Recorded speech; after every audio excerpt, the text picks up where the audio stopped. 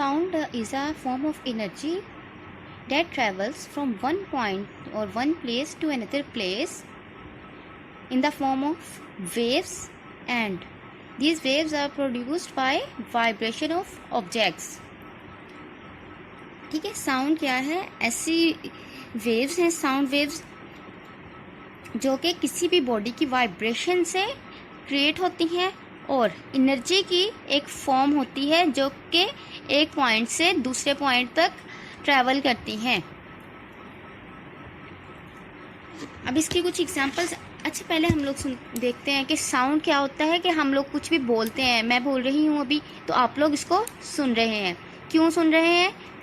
क्योंकि ये जो मैं बोल रही हूँ, ये मेरे अल्फाज या मेरी वॉइस किसी वेव्स की शक्ल में आप तक पहुँचती हैं.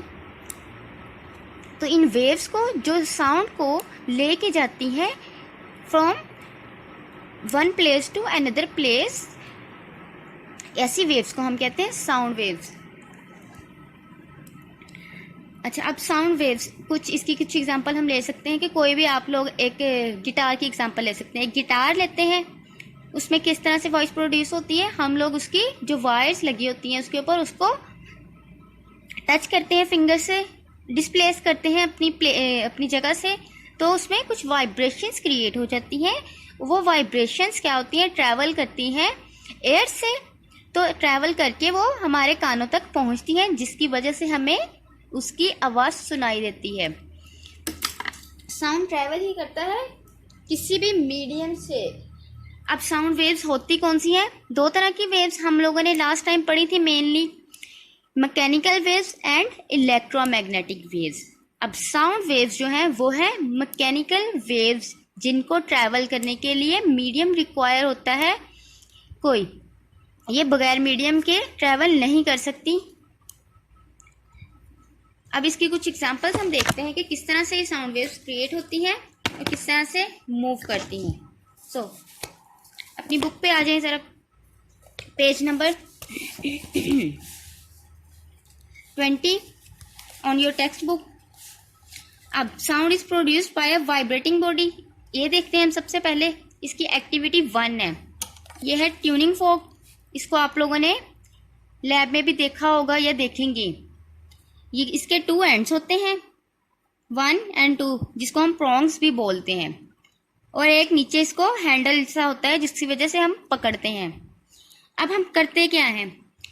ये ट्यूनिंग फोक, अभी इसमें कुछ भी वाइब्रेशंस नहीं है, ना ही इसको किसी चीज़ के साथ टच किया गया है. स्टिल हम लोगों ने पकड़ा, यहाँ से क्या किया, एक रबर हैमर लिया. ये एक रबर हैमर है. इसको हमने इसकी एक साइड के साथ, एक प्रॉन्ग के साथ थोड़ा सा टच किया, हिट किया ये कह सकते हैं. ठीक है, जब हमने इसको इसके साथ हिट किया तो क्या हुआ, इसने वाइब्रेट करना शुरू कर दिया अपनी पोजीशन पे. ये आगे पीछे इस तरह से हल्का सा वाइब्रेशन स्टार्ट कर देगा, टू एंड फ्रो. तो इस वाइब्रेशन की वजह से साउंड प्रोड्यूस होगा. अगर अब हम इसी ट्यूनिंग फोक को अपने कान के पास लेके जाएं तो हमें इसकी आवाज़ सुनाई देगी वाइब्रेट करने की. तो इससे क्या पता चलता है कि साउंड किस तरह से प्रोड्यूस होता है? किसी बॉडी की वाइब्रेशन से. अब अगर हम इसी ट्यूनिंग फोक को, जिसको हम लोगों ने रबर हैमर के साथ अटैच कर हिट करवाया था, जिसमें वाइब्रेशंस क्रिएट हो गई थी, अब अगर हम इस वाइब्रेटिंग ट्यूनिंग फोक को हमारे एक सिंपल पेंडुलम की तरह, एक बॉल है अटैच किया गया है, जिसको एक हॉरिजॉन्टल सर्फेस के साथ, और ये बॉल वर्टिकल है. अगर हम इस पेंडुलम के बॉल को या बॉब को इस वाइब्रेटिंग ट्यूनिंग फोक के साथ अटैच करेंगे या हिट करवाएंगे तो क्या करेगा, ये अपनी वाइब्रेशन इस बॉल को शिफ्ट करवा देगा. तो ये बॉल क्या करेगी, मूव करना स्टार्ट कर देगी, वाइब्रेशन स्टार्ट कर देगी about its mean position, to and fro vibrations करेगी. तो इन वाइब्रेशंस की वजह से हमारे पास एक साउंड क्रिएट होना शुरू हो जाएगा. सो इन 2 एग्जाम्पल से हम लोगों को पता चला है कि साउंड जो है वो वाइब्रेशन से क्रिएट होता है. अब नेक्स्ट थिंग क्या है? Sound requires material medium for its propagation. जैसे कि मैंने आप लोगों को बताया है कि साउंड जो है मैकेनिकल वेव्स हैं, साउंड वेव्स, तो इनको किसी न किसी मीडियम की ज़रूरत होती है फॉर देयर ट्रैवलिंग। अब हम क्या करते हैं, अगर हम इसी ट्यूनिंग फोक को जिसके अंदर वाइब्रेशंस क्रिएट करवाई हैं, उसको हम एक ग्लास पानी का लेते हैं, ये पानी वाटर ग्लास है जिसके अंदर कुछ पानी है। अगर हम उसके अंदर डिप करवा दें ट्यूनिंग फोक को इस तरह से, जिसके अंदर वाइब्रेशन थी ट्यूनिंग फोक में, वाटर में कोई वाइब्रेशन नहीं थी पहले, जैसे ही हमने इसको डिप करवाया तो ट्यूनिंग फोक ने क्या किया, अपनी वाइब्रेशन इस पानी को दे दी, तो पानी में कुछ वेव्स क्रिएट हो गई। ठीक है, तो क्या था, ये वाटर एक मीडियम था जिसमें वेव्स क्रिएट करवाएंगे, तो उन वेव्स की कुछ साउंड भी हमें प्रोड्यूस होना शुरू कर देगी, जिसको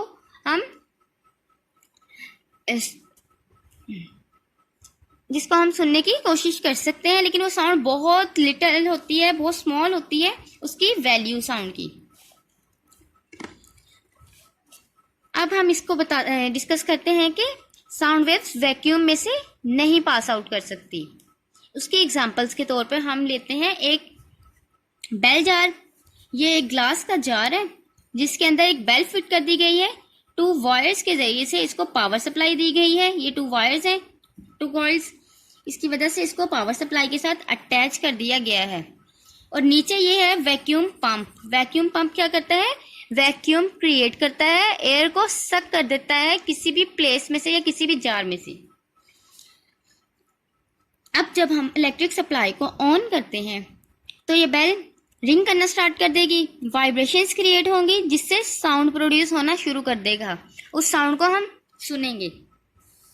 इस पॉइंट पे वैक्यूम पंप बंद है, वैक्यूम क्रिएट नहीं किया, अभी इसके अंदर एयर है जार के अंदर और वाइब्रेशंस क्रिएट हो रही हैं जिनको हम सुन सकते हैं अपने कानों से। अब जैसे ही हम वैक्यूम पंप को ऑन करेंगे, इसको हमने ऑन किया वैक्यूम पंप को, तो इसने इस जार के अंदर से वैक्यूम पंप ने एयर सक करना स्टार्ट कर दी, जिसकी वजह से इसके अंदर वैक्यूम क्रिएट होना शुरू हो गया। और एक पॉइंट ऐसा आएगा जब इसके अंदर से जार में से सारी एयर निकल जाएगी और उसके अंदर वैक्यूम क्रिएट हो जाएगा। अब ये वैक्यूम जैसे ही वैक्यूम क्रिएट होना शुरू करेगा, हमें इसकी साउंड बेल की आवाज़ आना कम होना शुरू हो जाएगी। इवन कि जब ये वैक्यूम कंप्लीट हो जाएगा, अंदर तमाम एयर इसमें से बाहर निकल जाएगी, तो इसकी बेल की आवाज़ आना बंद हो जाएगी। अब आवाज़ इसकी क्यों बंद हुई, वाइब्रेशन तो हो रही है, बेल तो वाइब्रेट कर रही है, लेकिन हमें उसकी आवाज़ आना सिर्फ बंद हुई है। आवाज़ इसलिए बंद हो गई है क्योंकि उसके अंदर अब कोई मीडियम नहीं रहा, वैक्यूम क्रिएट हो गया है। तो जो साउंड वेव्स हैं उनको सुनने के लिए हमें किसी मीडियम की रिक्वायरमेंट होती है, वो विदाउट मीडियम हम सुन नहीं सकते। तो जैसे ही वैक्यूम क्रिएट हुआ, साउंड वेव्स जो थी साउंड वेव्स की आवाज़ कम होना शुरू हो गई कि इवन के वो इतनी मिनिमम हो गई कि हम सुन नहीं सके उसको। इससे क्लियर होता है कि साउंड वेव्स को ट्रैवल करने के लिए किसी मीडियम की ज़रूरत होती है, विदाउट मीडियम वो ट्रैवल नहीं कर सकती। अब नेक्स्ट जो है इसी की साउंड वेव्स में से नेक्स्ट टॉपिक क्या है, लॉन्गिट्यूडनल नेचर ऑफ वेव्स। इसका मतलब है साउंड वेव्स क्रेस्ट और ट्रफ्स की शक्ल में मूव करेंगी। इसमें भी हम क्या करेंगे, एक ट्यूनिंग फोक लिया, पार्ट ए में फिक पार्ट ए, इसमें हमने अभी ट्यूनिंग फोक को कुछ भी नहीं किया, कोई उसमें वाइब्रेशन क्रिएट नहीं करवाई, स्टिल है वो। तो एयर क्या होगी, विदाउट एनी कंप्रेशन और एयर फ्रैक्शंस, कोई भी कंप्रेशन या एयर फ्रैक्शन नहीं है। जैसे ही हम इसको हमने पॉइंट ओ कहा, मेन पोजीशन, इसको एक्सट्रीम, इस साइड लेफ्ट साइड को और राइट साइड को एक्सट्रीम पोजीशंस कह दिया। अब फिर बी पे आ जाए इसकी, जैसे ही हम इसको अपनी एक्सट्रीम पोजीशन से बी पॉइंट तक लेके जाते हैं, तो क्या करती है, एयर इस साइड की जो एयर होगी उसमें कंप्रेशंस आना स्टार्ट कर देंगे, ये कंप्रेस होना शुरू कर देगी एयर, तो वो कंप्रेशंस आगे मूव करते जाएंगे। जैसे ही वो आगे मूव करेंगे तो पीछे रेयर फ्रैक्शन स्टार्ट हो जाएंगे। अब रेयर फ्रैक्शन किस तरह से क्रिएट होते हैं ये देखना है, ये तो हमें पता चल गया जब हमने ट्यूनिंग फोक को पॉइंट ओ से बी पे लेके गए, तो इसकी एयर जो इस साइड पे थी वो कंप्रेस होना शुरू हो गई। अब जब कंप्रेशंस और रेयर फ्रैक्शंस आ गए। इस रीजन को हमने कंप्रेशन कह दिया, इस रीजन को हमने रेयर फ्रैक्शंस कह दिया। अब जब वो यहां से वाइब्रेट करके एक एक्सट्रीम पोजीशन से दूसरी एक्सट्रीम पोजीशन पे आता है, पॉइंट ए पे आती है बॉडी, ट्यूनिंग फोक का ये प्रोंग, तो यहाँ पे रेयर फ्रैक्शंस क्रिएट होना शुरू हो जाएंगी। क्या होगा कि जब बॉडी ने बी से ए पे आया, इसका ये साइड ट्यूनिंग फोक की, तो पिछली एयर जो थी वो रेयर फ्रैक्शन उनमें आना स्टार्ट हो गई, उनको स्पेस ज्यादा मिल गई, जिसकी वजह से यहाँ पे रेयर फ्रैक्शंस आ गए और आगे कंप्रेशन स्टार्ट हो गए। अब हुआ क्या है मेनली, फर्स्ट ऑफ ऑल इसको हम ब्रीफली डिस्कस कर सकते हैं जरा। फर्स्ट ऑफ ऑल, जब कोई भी वाइब्रेशन क्रिएट नहीं थी, एयर में कोई भी कंप्रेशन या रेयर फ्रैक्शंस नहीं थे, जैसे ही हमने ट्यूनिंग फोक को पॉइंट उसकी मेन पोजीशन से बी पे लेके गए हैं, तो इस एयर में रेयर फ्रैक्शंस आना स्टार्ट, कंप्रेशंस आना स्टार्ट हो गए, एयर कंप्रेस हो गई, क्योंकि बॉडी पॉइंट बी पे आई है तो उसने थोड़ी सी स्पेस ज्यादा कर ली है अपने लिए लेना स्टार्ट, तो जिसकी वजह से एयर के लिए स्पेस कम रह गई, तो उसमें कंप्रेशन स्टार्ट हो गई। लेकिन जैसे ही ये बी अपनी ये ट्यूनिंग फोक अपनी पोजीशन बी से वापस ओ पे ए पे आता है, तो यहाँ पे स्पेस इंक्रीज हो जाती है, ये वापस इस साइड पे आए तो यहाँ पे स्पेस इंक्रीज हो गई, जिसकी वजह से एयर में कंप्रेशंस की बजाय रेयर फ्रैक्शंस आना स्टार्ट हो गए।